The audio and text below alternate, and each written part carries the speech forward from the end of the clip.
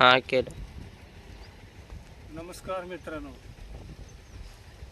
माझी मुलगी नागपूर असताना गाडी अचानक पंक्चर झाली. ती काही थांबलं. नमस्कार, मी बघा परतला गेलो माझ्या नातूला. परत गाडीवर येत असताना गाडी अचानक पंक्चर झाली. मग थांबलो इथं. नंतर मग मी धाकट्या मुलाला बनवून गाडी घेऊन आलो आता. आणि आता त्या गाडीवर की जातेली मी गाडी घेऊन पुन्हा बरडला जाणार, पंक्चर काढणार, पुन्हा घरी जाणार.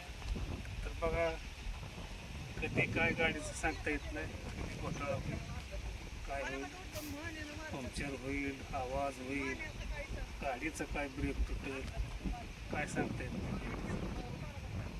तर बघा नेहमी माणसानं गाडीची काळजी घ्यावी आणि स्वतःची काळजी घ्यावी.